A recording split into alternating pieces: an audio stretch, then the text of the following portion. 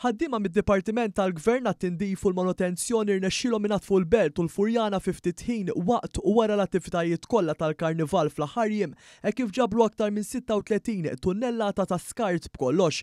Ħaġa li tkompli turi kif l-investiment tal-Gvern f'din id-diviżjoni u l-ħaddiema tagħha qed iħalli l-frott tiegħu partikolarment f'attivitajiet tal-massa bħalma kienet din li ġibtet lejha eluf kbar ta' familji u dilettanti. Dwar dan ħadna reazzjoni tad-Direttur Ġenerali tad-Dipartiment Ramon De Gwara li spjega li l-ħidma tagħhom brabta mal-Karnival ma waqfitx it-tlieta li għadda. Il-ħaddiema llum għandhom l-makkinarju, għandhom l-apparat tal-aqwa teknoloġija li jeżisti li f'pajjiżna naħseb li llum sirna mera wkoll għal pajjiżi barranin illi jaraw lilna u jieħdu l-mudell tagħna fuq dak li investejna f'ħana. Ix-xogħol tal-Karnival kien impenjattiv ħafna.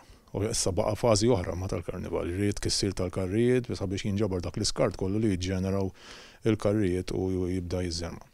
De Gwara żied jgħid li l-ħaddiema tagħhom jinsabu wkoll lesti u preparati għal bidu tal-festi tradizzjonali individwali fil-lokalitajiet li wkoll iġibu magħhom ħidma ma taqta' xejn. Is-sajf li għadda ħdimna fuq madwar 41 festa fil-lokalitajiet. Ippreparati sabiex issanki nġibu numru ikbar ta' festi u nkomplu nagħtu servizz lill-komunitajiet kollha bl-aħjar mezzi ta' ndafa li jista' jkun hemm.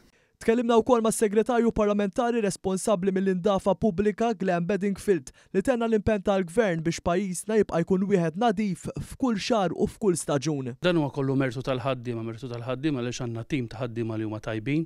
Għandhom ukoll illum investiment f'makkinarju li tajna lil dawn il-ħaddiema il-makkinarju biss ma jagħmel xejn u ma jkunux il-ħaddiema ma nkunux nistgħu nieħdu ħsieb pajjiżna kif għandu jkun. Aħna dan l-impenn li l-ħaddiema tagħna juru jkunu qegħdin juruh matul is-sena kollha f'avvenimenti oħra li ġejjin, issa jkollna avvenimenti oħra kbar speċjalment matul is-sajf anke f'nofs Marzu jkun hemm St. Patrick's Day, it-taqsima tagħna tkun qed tieħu ħsieb illi x-xogħol isir kif suppost u nerġa' ngħid dan kollu mertu tal-ħaddiema li ningrazzjahom minn hawnhekk ukoll.